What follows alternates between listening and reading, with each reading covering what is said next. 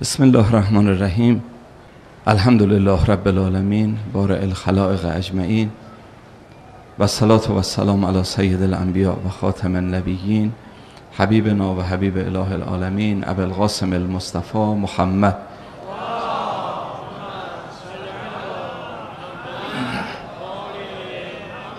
صلی الله علیه و علی آله الطیبین الطاهرین المعصومین و اللعن الدائم علی اعدائهم اجمعین من الآن الی یوم الدین.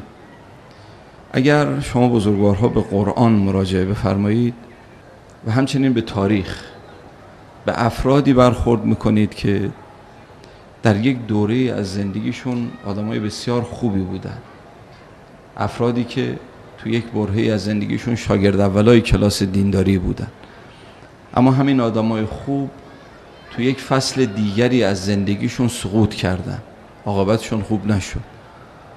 آدمایی که اگر کسی میگفت اینا عاقبتشون عاقبت شری میشه، هیچ کسی باور نمیکرد. هیچ کسی باور نمیکرد که خودشون هم باورشون نمیشد که انقدر بد بشن. من یه فرازی از تاریخ رو خدمتتون عرض بکنم. این فراز خیلی درس داره. یکی از مورخین بزرگ اهل سنت مسعودی هست، کتابی داره به نام مروج الذهب، از مورخین قرن چهارم پنجم هجری.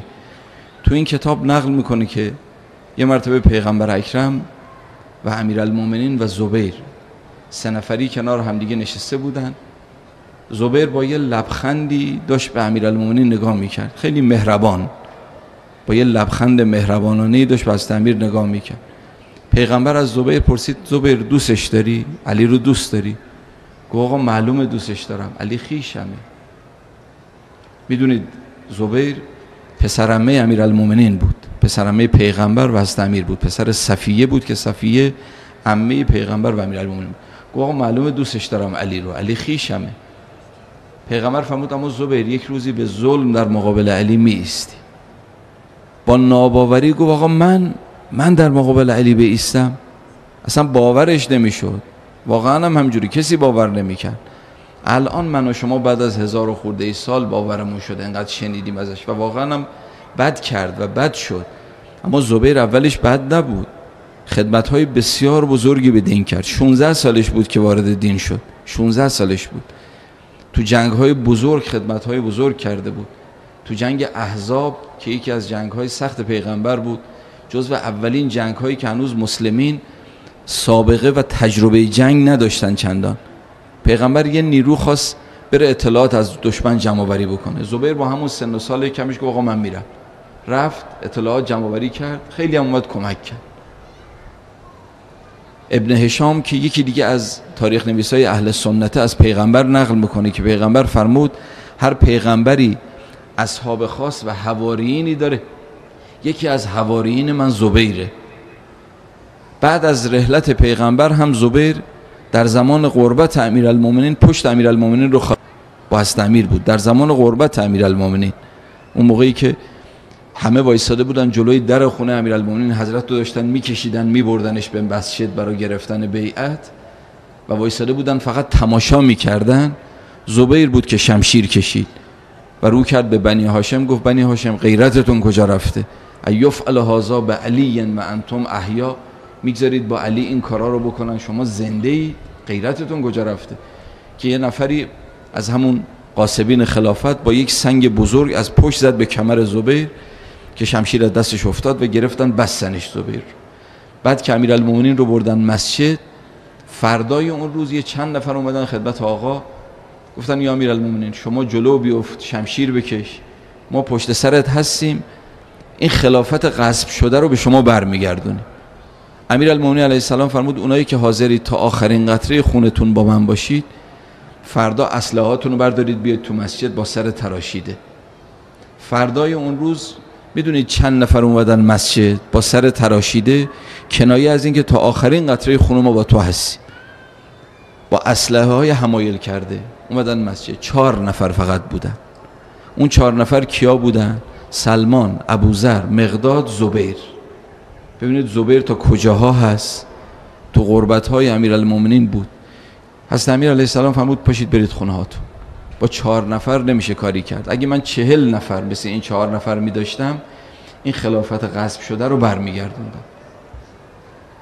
دوران خانه نشینی امیرالمومنین شروع شد، نزدیک 25 سال.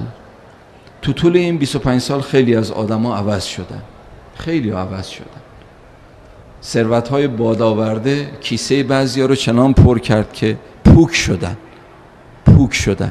یکی از اونها زبیر بود که ثروتی به خصوص در زمان عثمان که ریخت و پاشاش زیاد بود، ثروتی به هم زد که مسعودی تو همین کتاب مروج الذهبش میگه زبیر بعضی از خونه‌هاش الان هنوز باقی است، ما برای دیدن میریم. یعنی قرن چهارم، 4 قرن بعد، 400 سال بعد، میگه بعضی از خونه‌های زبیر هنوز باقی است، ما میریم برای دیدن. یعنی معلوم خونه معمولی نبوده، قصر بوده. علامه امینی در القدیر ثروت زبیر رو وقتی ذکر میکنه جزو همون ثروتمندان بزرگ مدینه که سومین یا چهارمین نفر بعد از خلیفه عثمان بود از جهت ثروت. 11 تا خونه داشت تو شهرهای متعدد، تو شهرهای مختلف، مکه، مدینه، مصر، بصره، کوفه خونه داشت. ثروت نقدش میلیون ها دینار و درهم، یعنی سکه طلا و نقره بود. این زبیر دیگه عوض شده بود، این زبیر اون زبیر اولی نبود. لذا بعد از 25 سال که امیرالمومنین به خلافت ظاهری رو به دست گرفت، اون روز اول اومد به مردم تعیین تکلیف کرد. گفت مردم، من ثروت‌های چپاول شده از بیت المال رو برمیگردونم به بیت المال و عدالت رو جاری میکنم. 2 تا کلمه امیرالمومنین گفت رفت. بعضیا چپ چپ به هم دیگه نگاه کردن که علی حرفای خطرناک داره میزنه. چند نفر از این گردن کلفتا از جمله زبیر یه نفر رو به نمایندگی به نام ولید ابن عقبه فرستادن، برو با علی صحبت کن، ما حاضریم باهات بیعت کنیم به این شرط، به این شرط، به این شرط. حالا دارن برای امیرالمومنین شرط میذارن. ولید اومد خدمت امیرالمومنین گفت آقا من به نمایندگی از بعضی از بزرگان اومدم، با شما حرفی دارم. حضرت امیر گفت بسم الله. گفتش که یا علی، تو میدونی که ما دل خوشی ازت نداریم، چون خیلی از ماها صدر اسلام کشته ای از تو خونه هامون داریم، ما دل خوشی ازت نداریم، اما حاضریم با شما بیعت کنیم به 2 شرط. منم تنها نیستم، به نمایندگی از بعضی مثل طلحه و زبیر اومدم باهات دارم حرف میزنم. حاضریم باهات بیعت کنیم با 2 شرط. یکی این که قاتلین خلیفه عثمان رو دستگیر کنی، به ما تحویل بدی، ما قصاصشون بکنیم. و دوم این که یا علی، به گذشته کار نداشته باش کی از بیت المال خورد کی برد، تو از این به بعد تو مواظب باش. امیرالمومنین علیه السلام وقتی حرفاشو گوش کرد فرمود که این که گفتید دل خوشی از من ندارید چون بعضی از شما صدر اسلام کشته ای از من تو خونه هاتون دارید، مگه دعوای ما صدر اسلام دعوای شخصی بود؟ ما که ما هم دعوای شخصی نداشتیم، من بر حق بودم، شما بر باطل. اگر گله دارید برید از حق گله کنید که چرا بر باطل پیروز شد. و این که گفتید به بیت المال قاتلین عثمان رو دستگیر کنم به شما بدم، قاتلین عثمان مگه دست منه؟ خود من اگه اونا رو گیر بیارم قصاصشون میکنم. و این که گفتید به گذشته ها کار نداشته باشم، هر کی از بیت المال خورد و برد، نمیتونم، چون خدا به گردن من وظیفه گذاشته که من باید اجرا بکنم. شما میخواید با من باشید، میخواید نباشید، من باید وظیفه‌مو انجام بدم. ولید رفت به یارانش گفتش که علی سفته، علی کوتاه نمیاد. هر کدوم بلند شدن یه طرفی رفتن. بعضیا رفتن سر سفره معاویه، رفتن به معاویه پیوستن، از عدل علی فرار کردن رفتن پیش معاویه. بعضیا رفتن به سمت مکه، مقدمات جنگ جمل را آماده کردن، از جمله همین طلحه و زبیر. اولین جنگی که با امیرالمومنین در گرفت 3 ماه بعد از حدود 3 ماه بعد از خلافت امیرالمومنین، 3 ماه. اولین جنگ جمل بود. جنگ جمل رو کی را انداخت؟ یاران دیروز علی، همین طلحه و زبیر و همینایی که بریدن، همینایی که پوک شدن. اولین جنگ و اینا را انداختن. هنوز جنگ شروع نشده بود. 2 تا لشکر در مقابل همدیگه صف‌بندی کرده بودن، لشکر امیرالمومنین و لشکر عایشه و طلحه و زبیر، لشکر جمل. مسعودی تو همین کتاب مروج الذهب میگه علی بدون لباس رزم اومد وسط میدان، زبیر رو صدا زد، یا ابا عبدالله، با احترام هم صداش زد، با کنیه، یا ابا عبدالله.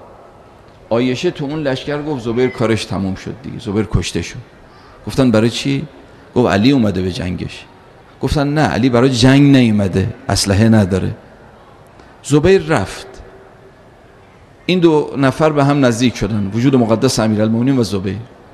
حضرت امیر رو کرد به زبیر، فرمود زبیر یادته حدود 30-40 سال پیش من و تو و پیغمبر سه نفری کنار هم دیگه نشسته بودیم، تو با یه لبخند مهربانانه‌ای داشتی منو نگاه می‌کردی، پیغمبر ازت پرسید زبیر علی رو دوست داری؟ تو گفتی آره، معلومی که دوستش دارم، علی خویشمه. بعد پیغمبر فرمود اما زبیر یک روزی به ظلم در مقابل علی بایستی، تو باورت نمیشد، بگفتی من. اون کلامی که پیغمبر فرموده بود 30 و خورده سال پیش الانه. یه مرتبه زبیر یکی خورد، یا واقعا کلام پیغمبر رو فراموش کرده بود یا خودش رو به فراموشی زده بود. مسعودی می نویسه که برگشت به سمت لشکر خودش ولی بی حال بود، یعنی دیگه حال جنگ نداشت. رفت پسر خبیثش عبدالله ابن زبیر که تو نهج البلاغه امیرالمومنین میگه از اون موقعی که این پسر به دنیا اومد در انحراف بیشتر پدرش خیلی نقش داشت. تا دید پدرش رفته است، یه 2-3 تا متلک بهش انداخت که 2 مرتبه تحریکش کنه به جنگ. گفت ترسیدی؟ معلومه هر کی علی رو ببینه میترسه. زبیر گفت نه ترس نیست، کلامی بود از پیغمبر که علی به یادم انداخت.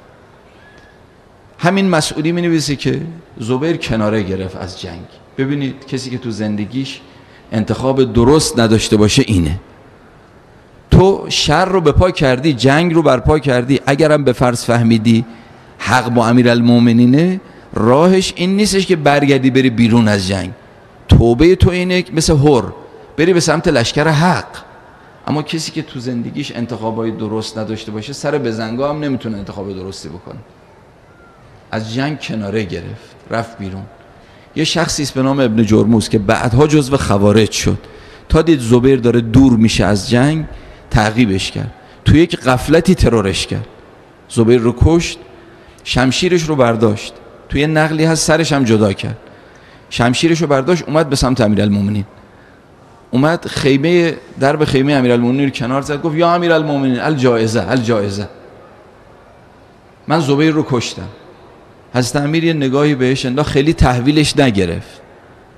فرمود من از حبیبم رسول خدا شنیدم القاتل و المقتول کلاهما فی النار، هم قاتل هم مقتول هر دو تو آتیش جهنم. یعنی تو هم که برای خدا نکشتی او رو، تو برای جایزه کشتی. اتفاقا بعداً این ابن جرموز عرض کردن جزو خوارج شد که تو جنگ نهروان به دست خود امیرالمومنین کشته شد. بعد حضرت امیر شمشیر زبیر رو گرفت، یه نگاهی انداخت با حزن و اندوه، فرمود طالما جل الکرب عن وجه رسول الله. این شمشیر چقدر غم از دل پیغمبر پاک کرده بود، این شمشیر چقدر برای دین خدا کار کرده بود. اما صاحبش کجا رفت ته جهنم. آدمایی بودن، خیلی آدمای خوبی بودن تو زندگیشون، اما عاقبتشون خوب نشد، سقوط کردن. من هر موقعی که این فراز تاریخ رو یاد میکنم، یه استادی بود، یه حرفی خدا رحمتش کنه، یه حرف خیلی زیبایی میزد، جدا برای خود ما درس بود و ترسناک. ایشون میگفت آدمای خوب وقتی سقوط میکنن، سقوطشون مثل دیگران نیست. آدمای خوب، آدمای دیندار وقتی سقوط میکنن بد سقوط میکنن. خدا نکنه یه کسی که دیندار باشه پوک بشه و سقوط بکنه، این خیلی بد میشه، بد معمولی نمیشه، 2 آتیشه بد میشه. هر چی تو آیه قرآن براش بخونی از جهنم بهش بگی تکون نمیخوره، چون شنیده این چیزا رو، چون همه این چیزا رو شنیده، این تکون نمیخوره. وقتی بد میشه خیلی بد میشه، گویی میخواد عقب موندگی خودش تو بدی رو جبران کنه، چون یه مدت جزو خوبان بود دیگه، از قافله بدا عقب افتاده بود، حالا که اومده تو این بدا 2 آتیشه بدی میکنه. وقتی این استاد بزرگوار میگفتش که آدما 4 دسته هستن، این خیلی درس قشنگی است. میگفت آدما 2 دسته نیستن، خوبها و بدها، که بچه بودیم پای تخته می نوشتیم خوبها بدها. میگفت آدما 2 دسته نیستن، آدما 4 دسته هستن. بعضی از آدما خوبن اما بد خوبی میکنن، بلد نیستن چجوری خوبی کنن، خوبن ولی بد خوبی میکنن. مثل یک کسی که شما میری ازش قرض میگیری پول بهت میده ولی منت سرت میذاره، که تو دلت تو میگی من اگه بمیرم دیگه دفعه بعد نمیام پیشت قرض بگیرم، تو ذلیلم کردی. ببینید داره خوبی میکنه، داره قرض بهت میده ولی بد خوبی میکنه، بلد نی چجوری خوبی کنه. یا توی اداره طرف داره خدمت میکنه، ارباب رجوع رو داره راه میندازه، 9 نفر رو که راه میندازه اعصابش خورد میشه، با دهمی تند برخورد میکنه، داره خدمت میکنه ولی ببینید تند برخورد میکنه، بد خوبی میکنه. این یه دسته دوم آدمایی که خوبن، خوبی میکنن، خیلی قشنگ بلدن چجوری خوبی کنن، طوری که هر کسی وقتی خوبی اینا رو میبینه کیف میکنه، تو هر دینی که باشه. تو تهران حدود 50 سال پیش مرحوم آقای شیخ مرتضی زاهدی بود، رضوان خدا برش، الان بچه‌هاش تو تهران به نام جاودان هست فامیلیشون، منتها ایشون چون زهد فوق‌العاده‌ای داشت بهش میگفتن آقای شیخ مرتضی زاهد. بعضی از شاگردان ایشون رو من الان اسم بیارم شماها میشناسید، هستن الان پیرمردای تهران، و خیلی از پیرمردای تهران که با ایشون بودن خاطرات عجیبی دارن از آقای شیخ مرتضی زاهد. حضرت امام هم باهاش رفیق بود، خیلی دوستش داشت. ایشون نقل میکنن یه مرتبه دزد وارد خونش شده بود، یه جوونی برای دزدی وارد منزل ایشون شد، از این دزدای ناشی که میگم به کاهدون میزنه، حالا خونه ایشون که چیزی نبود که وارد شد، دید چیز دندونگیری نیست بخواد برداره ببره، یه قالیچه دید، گفت حالا همینم غنیمته، لوله کرد زیر بغلش، اومد بیرون، درب حیاط رو که باز کرد بخواست بیاد تو کوچه، یه مرتبه مواجه شد با آقا که می‌خواست بیاد تو خونه. تا مواجه شد، حالا خودتون تصور بکنید، یه مرتبه آقای منده خدا که خشکش زده بودم جو قالیچه تو دستش، تا دید گفت سلام علیکم، خیلی خوش آمدی، خیلی خوش آمدی، میهمان ما هستی، میهمان حبیب خداست، اونم میهمانی که با پای مبارک خودش اومده باشه خونه آدم، بریم تو. این جوون میگه ما رو آقا آورد تو چیز نشون، تو خونه نشون، تو اتاق، گفت چرا قبلا نگفتی که یه شیرینی، یه میوه، چیزی تهیه کنیم ما هم بخوریم؟ قالو بیشین یه چای دم بکنیم با هم بخوریم. رفت شروع کرد چای دم کردن و بعد هی می اومد خوش آمد به اون میگفت من از خجالت می‌خواستم زمین دهم باز کنه فرو برم، ایشون هم ما رو ول نمی‌کرد، هی میگفت خوش آمدی و تعارف می‌کرد. بعد از یه رو 20 دقیقه که یه چایی با هم خوردیم، گفتش که آقا جون اگه زور میمونی یا آبگوشتی بار کنیم با هم نهارم با هم دیگه باشیم. صبح زود بود، نمیدونم کی بود. گفت خیلی ممنون، اجازه میدی من برم؟ می‌خواستم فرار بکنم. گفت اجازه میدی من برم؟ میل خودت. این قالیچه هم که دیگه از دستمون افتاده بود دیگه. بلند شدم اومدم بیام بیرون، ایشون قالیچه رو برداشت دنبال من اومد تا دم در، گفت آقا این هدیه است، این قالیچه هدیه است، اینو به من داد. به روم هیچی نیاورد، فقط اون آخر موقع خداحافظی گفت جوون پاک زندگی کن، هیچ چی دیگه نگفت، گفت جوون پاک زندگی کن. این جوون از فردای اون روز شد یکی از شاگردای آقای شیخ مرتضی زاهد، یکی از کسانی که پشت سر ایشون همیشه نماز بخونه و تو مجالسش بره این ور اون ور. قشنگی عمل آدم وقتی آدمی که خوبی میکنه اینجوری شخص رو تسلیمش میکنه. یه عربی اومد تو مدینه گفت کریم تو این شهر کیه؟ سخاوتمند تو این شهر کیه؟ گفتن اگر کریم میخوای برو در خونه امام حسین. البته کریم اهل بیت معروف امام حسنه، ولی امام حسن شهید شده بود اون موقع، همشون کریمن. گفتن اگر کریم میخوای برو در خونه امام حسین. این شخص اومد در خونه امام حسین علیه السلام، در زد، ابو عبدالله اومد دم در، تا چشمش به امام حسین خورد شروع کرد اشعاری رو خوندن. این اشعار رو دقت کنید. گفت لن یخب الآن من رجاک و من حرک من دون بابک الحلقه، انت جواد و انت معتمد، ابوک من کان قاتل الفسقه، کسی که در خونه شما بیاد ناامید بر نمیگرده، انت جواد، تو کریم هستی، جوادی، پدرت هم کی بود چی بود، شروع کرد اینا رو گفت. امام حسین علیه السلام رفت داخل، یه دستمالی پهن کرد، به خانواده‌اش فرمود که اونایی که اگر میخواید کمکی بکنید به این برادر عربتون محتاج هستش، بسم الله.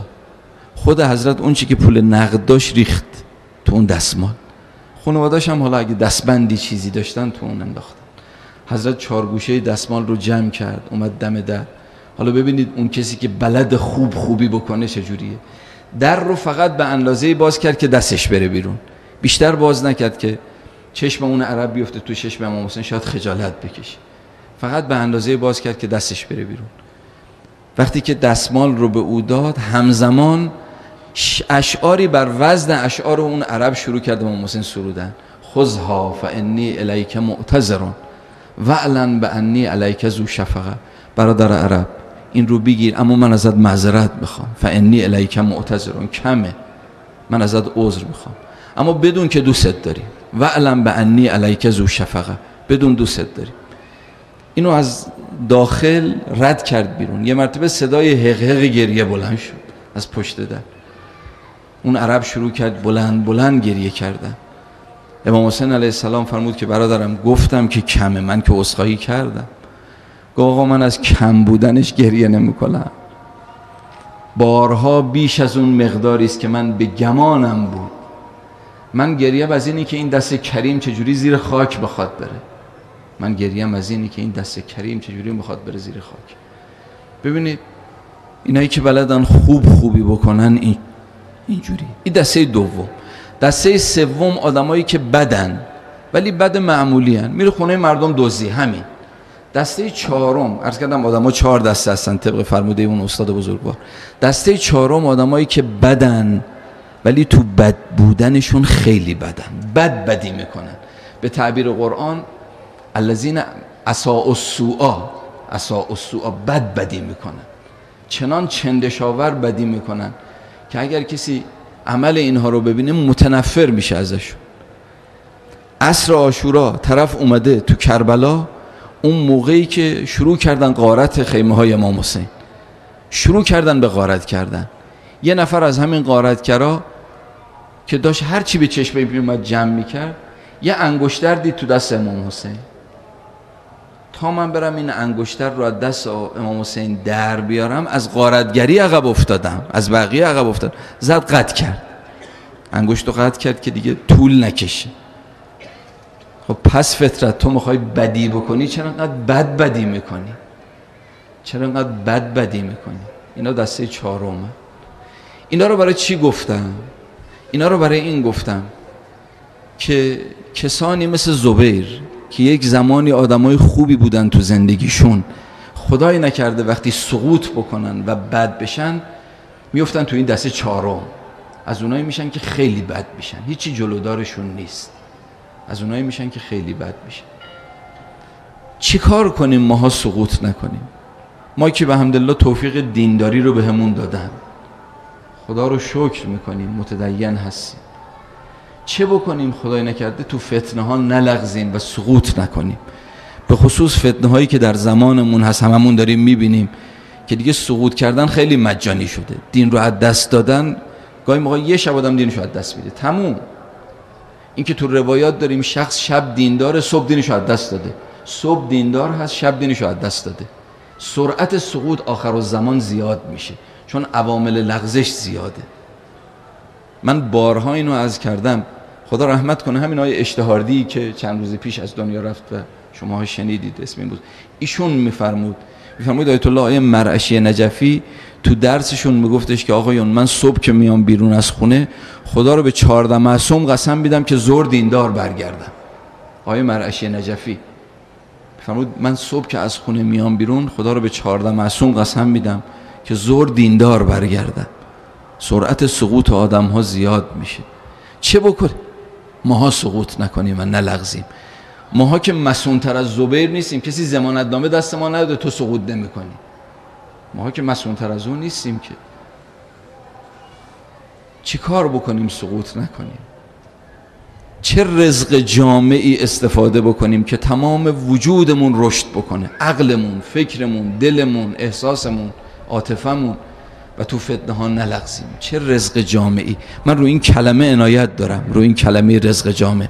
ببینید شما جسمتون احتیاج به همه مواد لازم غذایی داره، ویتامین میخواد، پروتئین میخواد، کلسیم میخواد، آهن میخواد. جسمتون احتیاج به غذاهای مختلفی داره برای اینکه مواد مختلف رو بگیره.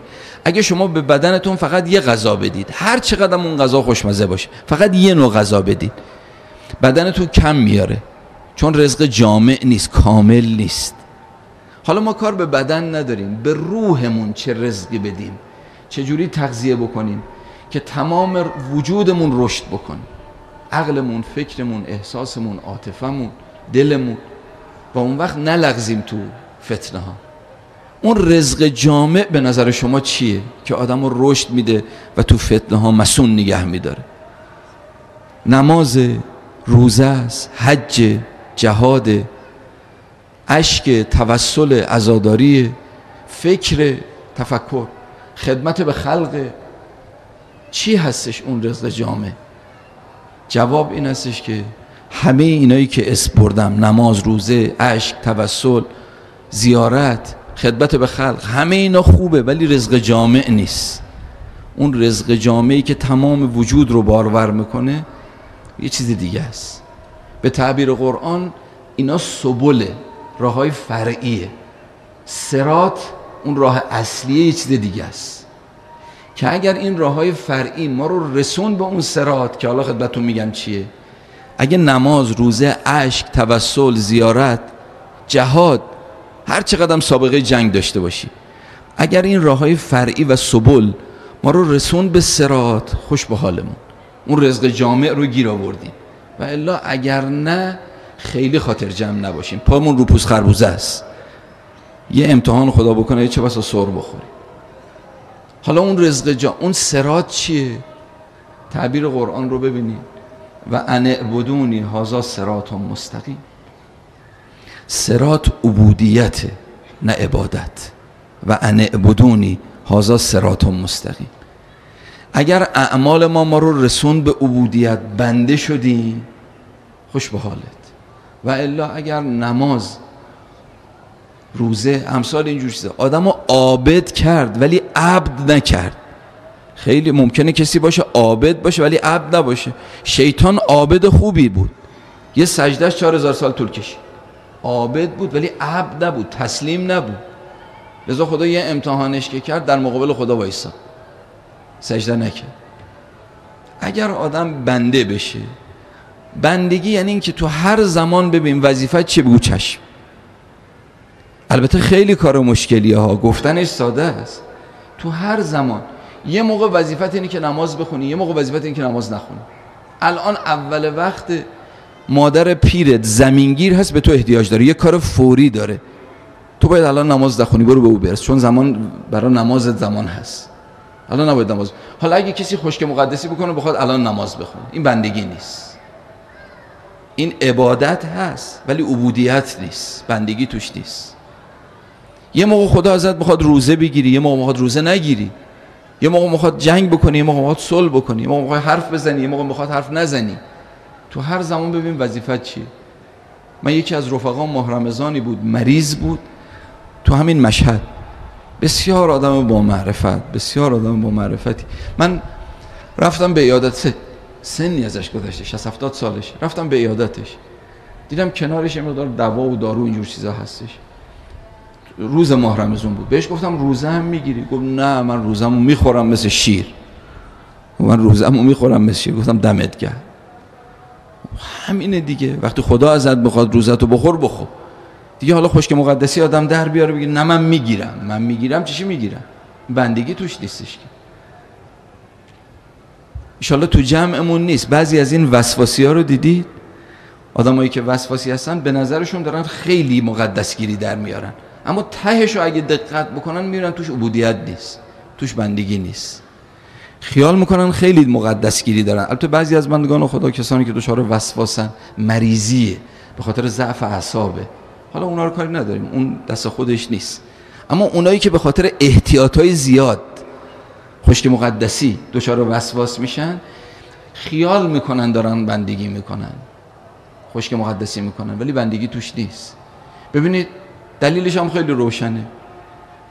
وقتی داره عمل رو انجام میده، پوست خودشو داره میکنه، انقدر وضو گرفت 10 بار 20 بار 30 بار، میگه آقا جون بس دیگه، غسل میکنه. من یه موقع توی یه شهری بودم، شب احیا بود، قرآن سر گرفتن و همه اینا طول کشید. فرداش یه بنده خدای اومد پیش من، گریه میکرد شدید. بگو حاج آقا شما که دیشب داشتید قرآن سر میگرفتید، صدا از بلندگو میومد، بلندگوی مسجد میومد، من داشتم گوش میکردم. من بدبخت زیر دوش حمام 4 ساعت غسلم طول کشید، شب قدر و اینا همه رفت، هیچی رو نتونستم درک بکنم. 4 ساعت یه غسل طول بکشه و همینه دیگه. خدا رحمت کنه این مجتهدی رو که چندی پیش از دنیا رفت، ایشون میگفت خیلی از این وسواسی ها تو چیزای کم مایه وسواسی میشن، تو چیزایی که خرج نداره، وضو، غسل، نماز، ولذالین رو گیر میدن. کسی تو خمس دیدید وسواسی بشه؟ چیزایی که مایه بخواد، مثلا یه بار خمس بده بگه نشد، یه بار دیگه، یه بار دوم خمس بده بگه نشد، یه بار دیگه. هیچ که اونجا وسواسی نمیشه. تو خمس و زکات و اینا خرج داره وسواسی شدن، اونجاها معمولا وسواسی نمیشه. اما تو این چیزای کم مایه، حالا هی آب بریز، این میشه. اینو حالا شما نگاه بکنید، شما بیا بهش بگو آقا به فتوای تمام مراجع تقلید تو همون یه مرتبه‌ای که وضو گرفتی بسه، همون یه مرتبه‌ای که غسل کردی بسه. میگه نه آقا دلم نمیچسبه. میگه بابا به خدا چسبید، این یه بار بسه دیگه. گفت نه آقا دلم نمیچسبه. خب پس ببین تو دنبال دلتی، دنبال کار خدا نیستی، چون خدا میگه من بسم دیگه. پس معلومه که تو دنبال کار خدا نیستی. اگه بندگی میخوای، خدا میگه بابا من طهارت نجاست رو یادت ندادم که این پاک این نجس. حالا منی که بهت یاد دادم میگم تویی که دچار وسواس شدی دیگه اعتنا نکن. تو دیگه اعتنا نکن. چی دیگه میخوای؟ تو دیگه اعتنا نکن. اما خب میگه دلم نمیاد، دلم نمیچسبه. خب معلومه دنبال دل دیگه، دنبال خدا نیست. البته حالا نمیخوام بگم خدا نکرده، کار رو سخت نمیکنیم براشون، حواسشون نیست به این چیز. اگه دقت کنن میبینن عبودیت بینی که اعتنا نکن. گاهی موقع ها بعضی از خشک مقدسی هست که توش عبودیت نیست. من خیلی عذر میخوام، اینو باید بگم. بعضی از مداحیایی که در زمان خودمون، البته مداحای بزرگوار رو سر ما هستن، اینها شور مردم رو تو طول تاریخ شیعه رو افزایش دادن و محبت به اهل بیت رو، تردیدی نیست. اما گاهی موقع بعضی از مداحیایی که زمان خودمون داریم میبینیم که متاسفانه به هر حال مداحیایی است که آسیب توش هست، آفت توشه. ما معظم رهبری هم تذکراتی داشتن روش. شما نگاه بکنید، به اسم عشق امام حسین، به اسم مقدسی، به اسم عشق امام حسین چه کار میکنه؟ گاهی موقع ادبیات مشرکانه را ازش استفاده میکنه. لا اله الا زهرا، لا اله الا زینب. حالا تو بیا بهش من از این ادبیات، از این جور حرف زدن استفاده نکن. ماها هیچ کاری نکرده اون نامردا بهمون میگن مشرک شیعه. حالا چه برسه که یه کاری هم بکنی، تو یه بهانه‌ای هم به دستشون بده. این کارو نکن. فتوای مرجع دینی که این حرامه. میگه نه آقا اینا حرف عشقه، اینا حرف دله، حرف عقل نیست. خب ببین وقتی نمیخواد زیر بار مرجع بره، اینجوری خشک مقدس، اینجوری بهانه کل شرعی سر خودش میگذاره. به اسم اینکه سگ امام حسین هستیم، صدای سگ در میاره، 4 دست و پا را میره، قلاده به گردنش میندازه. وقت CD این رو میبرن تو بعضی از این کشورهای خلیج، میگن شیعه است. ضربه به خود تشیع و به مکتب اهل بیت زدن به اسم عشق امام حسین. حالا تو هر چی بیای بگی این کجاش عشق امام حسین؟ عشق امام حسین هستش که وظیفه بندگی رو درست انجام بدی. عشق امام حسین کجاست؟ مرحوم شهید مطهری نقل میکنه که من تو مجلس آقای بروجردی بودم، خود ایشون میگه آقای بروجردی رؤسای هیئت‌های بزرگ قم رو قبل از محرم جمع کرده بود، بهشون گفته بود آقای اون مرجع تقلید شماها کیه؟ همه گفتن آقا شما. آقای بروجردی عظمتی بود در زمان خودش، همه گفتن آقا شما مرجع ما هستی، ما شما رو به عنوان نائب امام زمان قبول داریم. آقای بروجردی فرمودن من مرجعتونم. گفتن بله. فرمودن به فتوای من بعضی از روزه هایی که میخونید فلان و فلان اشاره کرد و بعضی از تعزیه هایی که انجام میدید اینا درستی، سند نداره، این کارو نکنید، این کارو نکنید. اونا برگشتن گفتن که آقا تمام، این آقای مطهری نقل میکنه، فرمودن آقا تمام سال شما مرجع تقلید ما هستی جز روز عاشورا. روز عاشورا ما خودمون میدونیم امام حسین خودمون. بلند شدن رفتن. روز عاشورا ما خودمون میدونیم امام حسین خود. خوشا به حال اون کسانی که تمرین بندگی کردن. برادرای بزرگوار، خواهرای بزرگوار، اون چیزی که مانع بندگی میشه تعلقات ماست. تعلقات ماست. گاهی موقع ها یک تعلق آدمو زمینگیر میکنه. یه تعلق. ماشین برای اینکه راه بره باید همه جاش سالم باشه، اما یک عیب میتونه او رو زمینگیرش کنه. ماشین رو از کار بندازه، یه تسبهش پاره بشه، برق نده، نرسونه، یک عیب کوچیک گاهی موقع، یه چرخش دره. برای اینکه راه بره باید همه جاش سالم باشه، اما برای زمینگیر شدن یه عیب کافیه که زمینگیر بشه. یه تعلق گاهی موقع آدمو زمینگیر میکنه. زبیر، هیچ کدوم از ما سابقه رزم زبیر رو نداریم. هر کدوم از دوستانی که تو جنگ بودن، هیچ کدوم از ما سابقه رزم زبیر رو نداریم. اما زبیر رو یک عیب، یک تعلق زمینگیرش کرد. یه دنیا طلب بود. شیطان با این همه عباداتش که 4000 سال یه سجدش طول کشید، تو علامه مجلسی تو بهار نقل کرده روایت، حضرت امیرم تو نهج البلاغه داره که 6000 سال خدا رو عبادت کرد. شیطان با این همه عبادات یه عیب داشت که اون عیب رجیمش کرد و از در خونه خدا دورش کرد، کبر، تکبر. یه دونه عیب داشت دیگه. بلعم باورا که تو قرآن اسمش نیومده اما داستانش تو سوره اعراف آیه 175 اومده که مقام علمی بسیار بزرگی داشت. از جهت علمی جوری بود که مثل گویی مرجعی بود در زمان خودش، زمان حضرت موسی. یک عیب او رو در مقابل حضرت موسی قرار داد که با حضرت موسی بجنگه. یک عیب، ریاست طلب بود، یعنی کسی رو نمیتونست بالاتر از خودش ببینه. یک عیب. خب خدای نکرده آدم وقتی میاد تحلیل میکنه میگه زبیر با اون سابقه رزم وقتی یک عیب زمین گیرش کرد، شیطان با اون عبادت یک عیب زمین گیرش کرد، بلعم با اون علمش یک عیب زمین گیرش کرد، این سه تا عیب با خیلی عیبای دیگه که تو من هست، هر سه تاش تو من هست. ما که بعضی حالا مثل خودمو دارم جامعیم، هر سه تا تو من هست به علاوه عیبای دیگه. و خدا اگه منو امتحان بکنه زمین نمیخوره؟ و همون امتحان نکرده، اونا با یه عیب زمین خوردن. خوش به حال اون کسانی که تا قبل از اینکه خدا تکونشون بده و معلوم بشه چی دارن بیاد رو سینی، خوش به حال اون کسانی که این تعلقات خودشون و این آلودگی‌هاشون رو لایروبی کردن، ریختن بیرون، این حوض وجودشون رو پاک کردن. این حوض وجودی که گاهی موقع این حوض تو این خونه‌های متروکه دیدید استخر یا حوضی هست سالها کسی نیستش، آب توش هی گرد و خاک جمع میشه ته‌نشین میشه، گرد و خاک جمع میشه ته‌نشین. این ظاهر آب زلال و شفافه مثل اشک چشم، اما اون زیر یه لایه لجن داره. آدم وقتی ظاهر رو نگاه میکنه عجب تمیزه ها، عجب پاکه ها، اما کافیه که یه پا بخوره که اون لجن بیاد بالا. خوش به حال اون کسی که این لجنای اون ته حوض وجودش رو لایروبی کرده. ما گاهی موقع، من خدا شاهد این که دارم عرض میکنم، خدا رو شاهد میگیرم، اول خودم رو دارم میبینم. زندگیمون یه زندگی معمولی است. گاهی موقع مثلا صبح میریم سر کارمون، حالا هر کاری که داریم، ظهر نمازمون رو میخونیم، باز بعد از ظهر مثلا یه کاری، همچین یه روند معمولی است. امتحان سختی که پا بخوریم، یواش یواش این کثافت‌ها ته‌نشین میشه تو ته حوض وجود آدم، تو زاویه ها خودشو پنهان میکنه که اون موقعی که خدا امتحان سخت بگیره اینا بیاد بیرون. اینا رو باید حساس بود، باید لایروبیش کرد. آخر جلسه است، از همتون عذر میخوام، یه قضیه نقل میکنم بحثمو تمام میکنم. یه صلوات عنایت بفرمایید.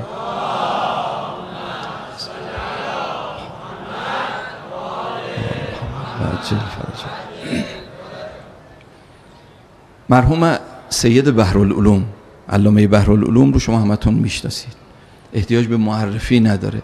بهترین معرفی سید بحرالعلوم یه جمله است: رفیق امام زمان. بهترین معرفیش اگه آدم بخواد معرفی بکنه همینه، رفیق امام زمان. سید بحرالعلوم تو نجف زندگی میکرد. معاصر با سید بحرالعلوم تو ایران مرحوم نراقی بود، ملا مهدی نراقی، که از اعاظم بزرگان شیعه بوده، فیلسوف، فقیه، اخلاقی، یه آدم عجیبی بود. ایشون زنده بود زمان بحرالعلوم، تو ایران زندگی میکرد. یک کتابی نوشت به نام جامع السعادات که الان کتاب هست تو بیرون، 3 جلده، عربی هست، البته ترجمه هم شده، که اون معراج السعاده‌ای که شاید خیلیاتون شنیدید پسر ایشون نوشته، ملا احمد نراقی که فارسی هم هست. ولی ملا مهدی پدر کتابی نوشت به نام جامع السعادات، یک کتاب اخلاقی بسیار ارزنده. این کتاب چاپ شد، یه نسخش رسید نجف، دادن دست سید بحرالعلوم، گفتن آقا این کتاب تازه چاپ شده، ببینید به چه صورته. سید بحرالعلوم کتاب رو گرفت، یه چند ورق زد، یه مقدار خون و باریکلا، خدا خیر بده به نویسندش، بسیار کتاب ارزنده است. هی ورق میزد تعریف میکرد، میگفت چقدر خوب مشکلات اخلاقی رو حل کرده، جای چنین کتابی تو شیعه خالی بود. هی دعا میکرد برای نویسندش نراقی، تا اینکه بعد یه چند دقیقه گذشت کتابو به هم گذاشت، دعا کرد و تمام شد. یه چند مدت گذشت، اتفاقا نراقی برای زیارت نجف و کربلا وارد عتبات شد، وارد عراق شده بود. وقتی وارد نجف شد، علمای نجف، متدینین نجف، خب نراقی رو شنیده بودن اسمش رو و میشناختنش، برای دیدنش رفتن. خونه نراقی شلوغ رفت آمد. به سید بحرالعلوم گفتن آقا نراقی اومده نجف، نمیخواید برای دیدنش برید؟ گفت نه. سید بحرالعلوم برای دیدن نراقی نرفت. این دیدنها تمام شد. نراقی شروع کرد بازدید این کسانی که اومده بودن خونش، بازدید پس دادن. علمایی که میشناخت شروع کرد بازدید پس دادن. خونه همشون رفت. به اطرافیانش گفت امروز میریم خونه بحرالعلوم، میریم خونه سید بحرالعلوم. گفتن آقا سید بحرالعلوم مثلا خونه شما نیومد، مثلا به دیدن شما نیومد. گفت نیاد، بحرالعلوم آقاست، ما میریم به دیدنش. بلند شد رفت خونه سید بحرالعلوم. بحرالعلوم با یه طلبه ها داشت بحث میکرد، تو اتاق نشسته بود. نراقی وارد شد، یه سلامی کرد، رفت یه گوشه گرفت نشست. رسم پیغمبرم همین بود، مجلسش صدر و ذیل نداشت. اینجور نبود که حتما باید بره بالا مجلس بشینه، هر جا بود. نراقی رفت یه گوشه گرفت نشست. سید بحرالعلوم نمیشناخت، چون چهره به چهره ندیده بودن همدیگر رو. یه سلام علیک معمولی باهاش کرد. اومدن زیر گوش بحرالعلوم گفتن آقا نراقی اومده ها. گفت خب بیا. خب نراقی این هم از کتابش تعریف میکردید؟ گفت خب باش. تحویل خیلی نگرفت، خیلی معمولی برخورد کرد. یه مدتی نراقی منزل بحرالعلوم بود، یه ساعتی نشست و بعد بلند شد خداحافظی کرد رفت. یه چند مدت گذشت، نجف، کربلا، این ور اون ور زیارتاشو نراقی رفت. بحرالعلوم باز به دیدنش نرفت، به دیدن نراقی نرفت. مرحوم نراقی به اطرافیانش گفتش که حیف تا تو نجف هستیم یه بار دیگه نریم بحرالعلوم رو ببینیم، پاشیم بریم باز برای دیدن بحرالعلوم. بلند شدن رفتن خونه بحرالعلوم. این دفعه همدیگر رو چهره به چهره دیده بودن دیگه. وقتی نراقی وارد شد، بحرالعلوم از دفعه قبل کمتر تحویلش گرفت، خیلی سردتر باهاش برخورد کرد. یعنی فقط یه جواب سلام واجبش داد. اون سلام کرد، سلام علیکم و رحمت الله، همین. رفت یه گوشه گرفت نشست، طوری که اطرافیان حس کردن بوی اهانت میاد. اینجور برخورد کردن بوی اهانت میاد. یه عالم بزرگی مثل نراقی رو اصلا تحویل نگرفتن. یه مدت یه مقدار نشست خونه بحرالعلوم و بعد بلند شد، مجلس یخ، بلند شد و اومد بیرون. آخرین روزی بود که نراقی تو نجف بود، زیارت وداع این ور اون ورشو کرده بود، خواست برگرده ایران، بارش هم بسته بود. به اطرافیانش گفت ما حیفه داریم میریم ایران یه بار دیگه بحرالعلوم رو نبینیم، اون چهره آدم رو به یاد خدا میندازه. بهش گفتن که آقا بستونه دیگه، 2 بار رفتی اونجوری باهات برخورد کردن، بسته دیگه. گفت نه، بحرالعلوم آقاست، ما میریم به دیدنش. بلند شد رفت. ببینید یه موقع این امتحانای شوخی نیست.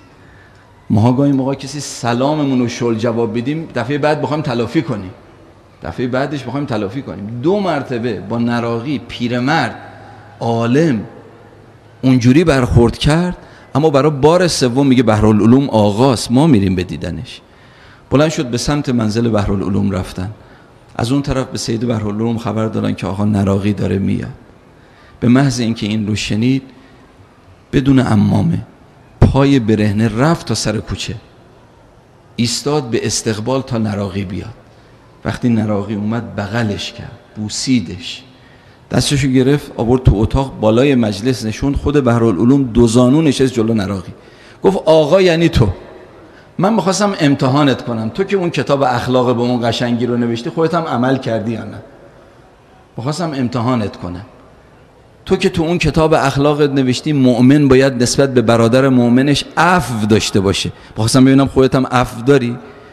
تو که تو اون کتاب نوشتی مؤمن نباید سوء ظن داشته باشه نسبت به برادر مؤمنش، خودت هم اینجوری هستی؟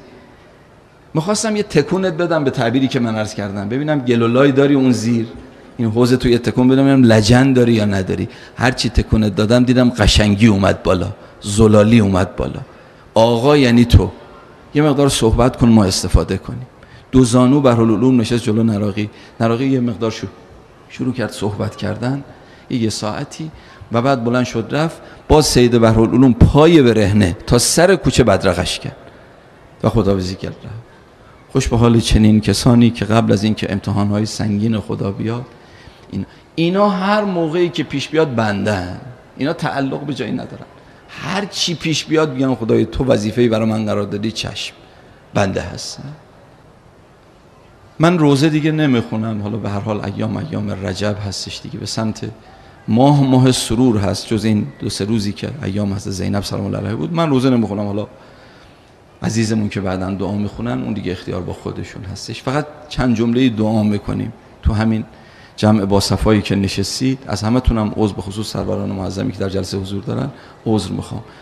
خدای تو رو قسمت میدیم به این امام رؤوف، ما چیزی نداریم. اگه امتحان سختت بیاد سراغ ما، خدای ما چیزی نداریم بتونیم از فتنه ها معصوم بمونیم. بندگی تو رو چنان نکردیم، اما دستمون به دامن محمد و آل محمد بند.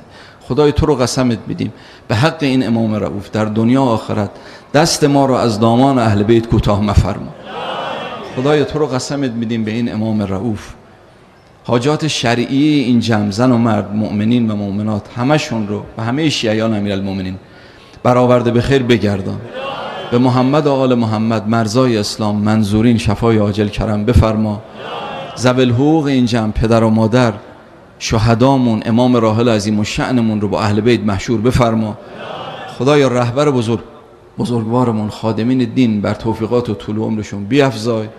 عاقبت هممون ختم به سعادت و خیر بگردان. شادی دل مطهر امام زمان تعجیل در فرجش. صلوات عنایت بفرما. نورالزهرا سلام الله علیها 66 90 48 27 و 8